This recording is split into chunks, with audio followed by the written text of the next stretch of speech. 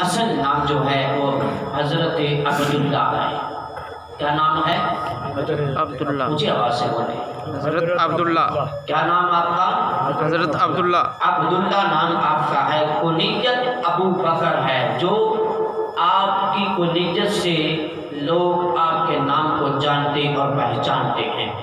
جس نام کی وجہ سے مشہور ہوئے، معروف ہوئے، اللہ نے عزت و احترام پیش فرمایا، وہ ہے ابو بکر۔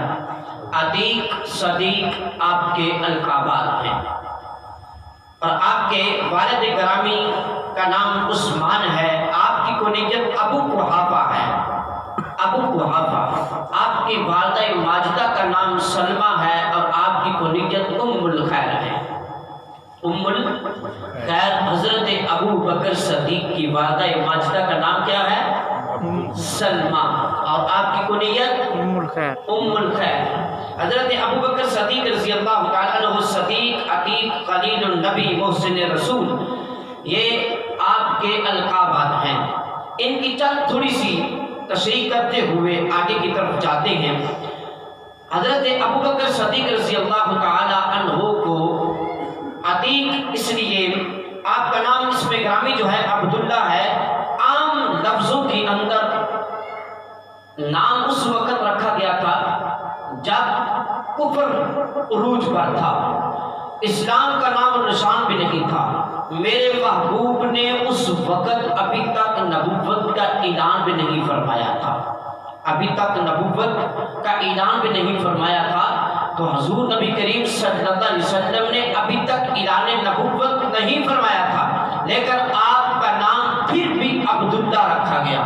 اور آپ کے نام رکھنے کی وجہ سے یہ پتہ چلتا ہے کہ آپ بدیشی ہی اللہ کے بندے ہیں، بت پرست نہیں ہیں، آپ بتوں کی پوجا کرنے والے نہیں ہیں، بلکہ کیا ہیں؟ اللہ کا نام لینے والے ہیں، اللہ کا ذکر کرنے والے ہیں، اللہ کی عبادت کرنے والے ہیں۔ اس کے بعد ابو بکر۔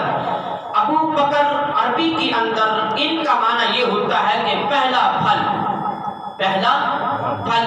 اور یہاں پہ یہ بھی بات عرض کرتا چلوں، حضرت ابو بکر صدیق رضی اللہ تعالی عنہ اسلام کے سب سے پہلے مسلمان ہیں، اسلام کے جنہوں نے مردوں میں سے سب سے پہلے جنہوں نے اسلام قبول کیا ہے وہ کون ہیں؟ ابو بکر صدیق۔ اونچی بات سے بولیں، کون ہے؟ اگر کسی کو ابو بکر صدیق کے ساتھ بغض ہے تو زبان بند رکھے، جن کو صدیق کے ساتھ محبت اور عشق ہے اپنے دل کا زور لگا کے کہے کہ سب سے پہلا مسلمان کون ہے؟ حضرت ابو بکر صدیق۔ حضرت ابو بکر صدیق۔ اور اسلام کا سب سے پہلا خطیب کون ہے؟ ابو بکر صدیق۔ کون ہے؟ ابو بکر صدیق۔ اسلام کا سب سے پہلا خطیب کون ہے؟ اسلام کا سب سے پہلا خلیفہ کون ہے؟ ابو بکر صدیق۔ ابو بکر صدیق، جنہوں نے سب سے پہلی خلافت اور خلافت اعلیٰ جنہوں نے سنبھالی ہے وہ حضرت ابو بکر صدیق ہے۔ اور انشاءاللہ خلافت کے حوالے سے اگلا موضوع آئے گا، آج تو آپ کے بچپن کے حوالے سے ہے۔ حضرت ابو بکر صدیق رضی اللہ تعالی عنہ سب سے پہلے آپ نے اسلام کو قبول کیا، سب سے پہلے اسلام کو قبول کیا۔ عورتوں میں سے حضرت خدیجہ الکبریٰ ہے، نوجوانوں میں سے سب سے پہلے مولا کائنات شیر خدا ہیں جنہوں نے اسلام کو قبول کیا ہے۔ اس کے بعد آپ کو آپ کا لقب صدیق ہے۔ صدیق، صادق، یہ الفاظ استعمال کیے جاتے ہیں۔ صدیق کا معنی یہ ہوتا ہے کہ یہ مبالغے کا صیغہ، اس کا معنی یہ ہوتا ہے کہ کبھی بھی آپ جھوٹ نہ بولتے ہو۔ صدیق کا معنی یہی ہے کہ جھوٹ نہ بولنے والا، یعنی کہ سچ بولنے والا۔ صادق اس سے بھی زیادہ معنی اس میں رکھا جاتا ہے، اس کا معنی علماء نے اور صوفیاء کرام نے یہ بیان فرمایا ہے کہ صادق اس کو کہا جاتا ہے جو زبان سے نکالے رب پوری فرما دے، جو زبان سے نکالے رب پوری فرما دے۔ اور حقیقت ہے میرا ابو بکر صدیق جو زبان سے نکالتا ہے رب اس بات کو پورا فرماتا ہے۔ تو اس کا پتہ یہ چلا کہ میرے ساتھ، میرے حضرت ابو بکر صدیق کے ساتھ رب بھی محبت فرماتا ہے، پیار فرماتا ہے۔ صدیق کی زبان سے نکلا ہوا جملہ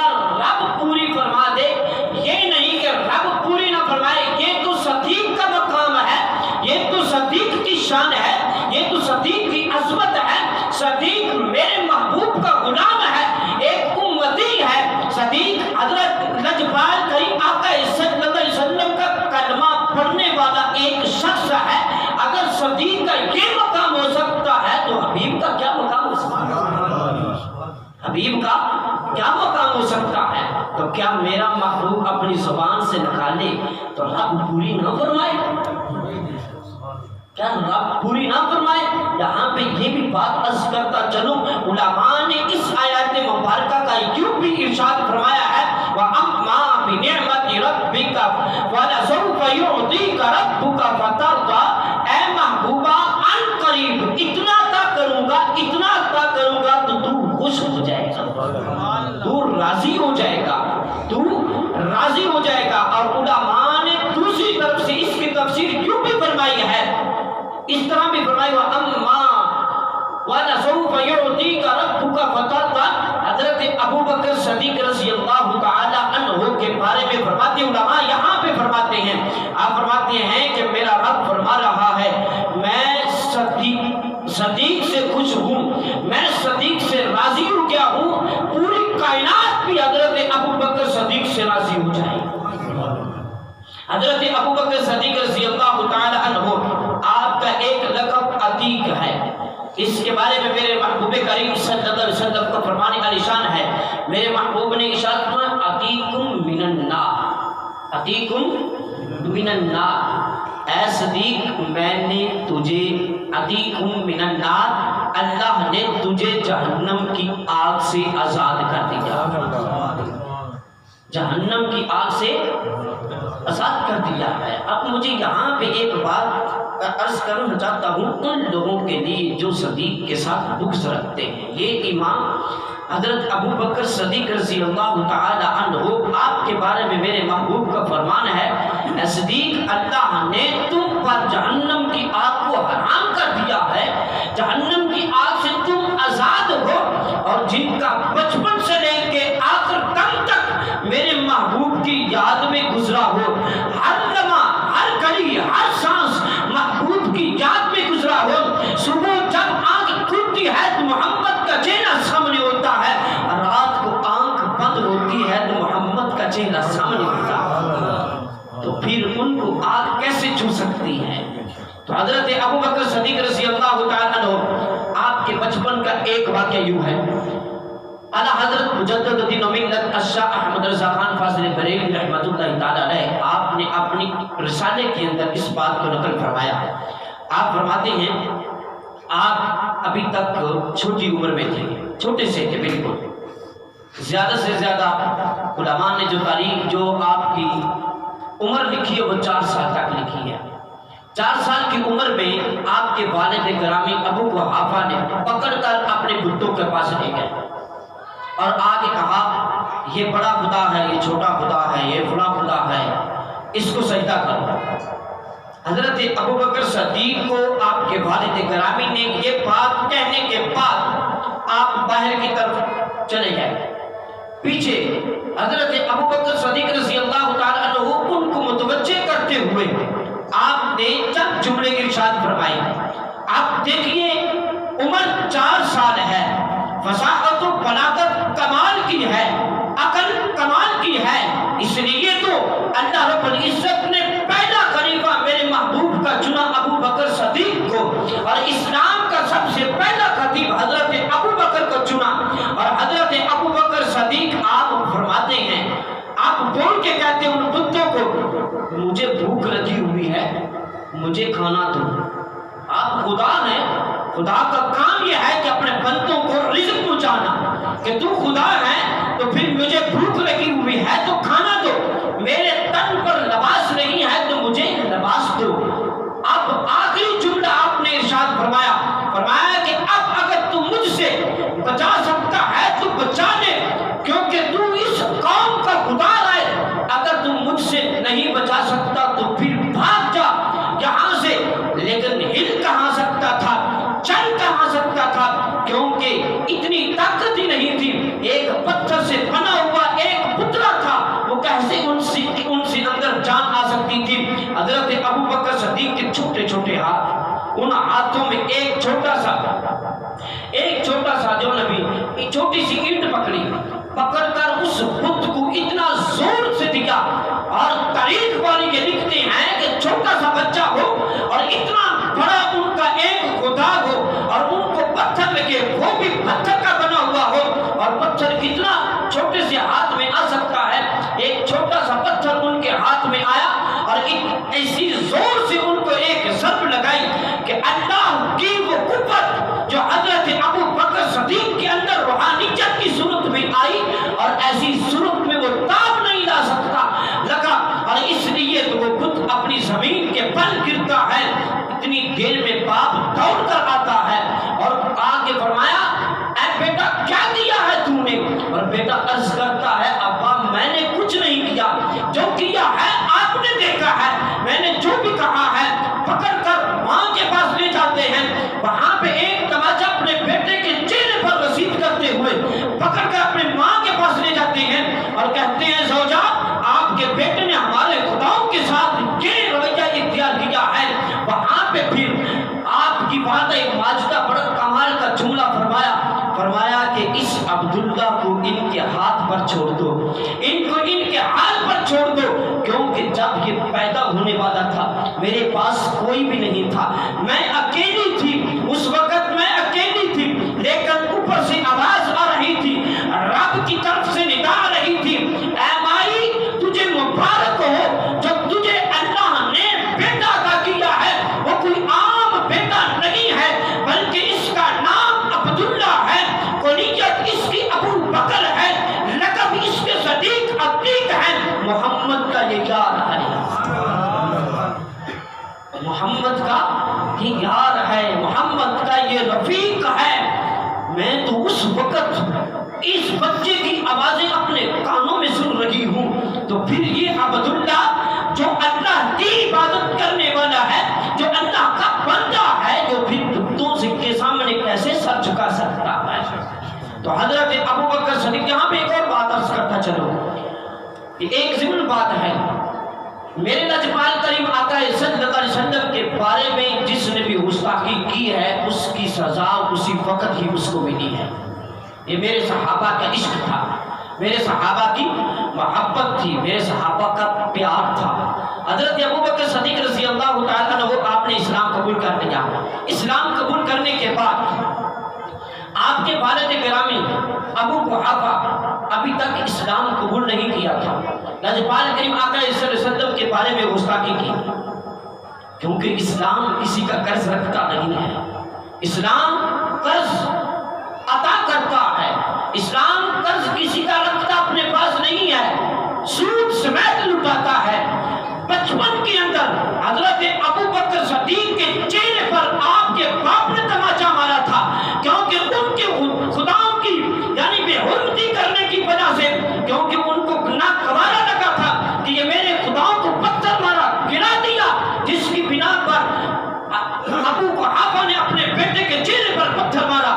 لیکن جب عمر بڑھتی گئی، وقت آیا، اسلام عروج پر ہوا، حضرت ابو بکر صدیق نے بچپن کا تماچا لگا ہوا وہ یاد کیا جب ابو قحافہ نے میرے لجپال کریم آقا صلی اللہ علیہ وسلم کے بارے میں گستاخی کی، آپ نے ایک ایسا تماچا آپ کے والد گرامی کے چہرے پر مارا۔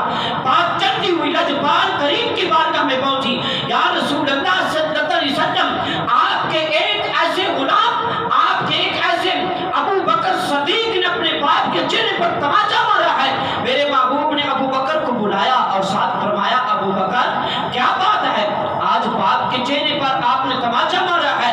آپ نے کہا ہاں یا رسول اللہ، کیونکہ میری جسم و جان، میرا مال، میرا سب کچھ آپ کے نام پر قربان ہے، جو بھی آپ کی بات پہ، جو آپ کے نام پہ، جو آپ کی ذات و صفات کے حوالہ سے جو بھی گستاخی کرے گا، وہ اگرچہ میرا بیٹا ہو یا باپ ہو یا پھر بیوی ہو یا پھر کوئی بھی ہو، میں ایسا ہی حال اسی کے ساتھ کروں گا۔ اور میرے محبوب نے یہ نہیں فرمایا تھا کہ کیوں مارا آپ نے، کیونکہ اس لیے میرے محبوب کی گستاخی کی تھی۔ غزوہ بدر کا مقام ہے، ایک طرف بیٹا ہے، دوسری طرف باپ ہے۔ باپ بیٹا باپ کے اوپر آ جاتا ہے، ہاتھ میں تلوار بھی ہے، ننگی تلوار ہے، اور حضرت ابو بکر صدیق زمین پر لیٹے ہوئے ہیں، بیٹا آپ کی چھاتی پر بیٹھا ہوا ہے، تلوار اپنی جو ہے اپنے نیزے اپنے یعنی سر پہ رکھ دیتا ہے، پھینک دیتا ہے، یہ جملہ کہتے ہوئے آپ میرے باپ ہو، اگر اور کوئی ہوتا تو میں آپ کا سر قلم کر دیتا۔ حضرت ابو بکر صدیق کے جملے سنے اور اپنے آپ کو ذرا سوچے کہ ہم کہاں پر کھڑے ہیں۔ حضرت ابو بکر صدیق رضی اللہ تعالیٰ عنہ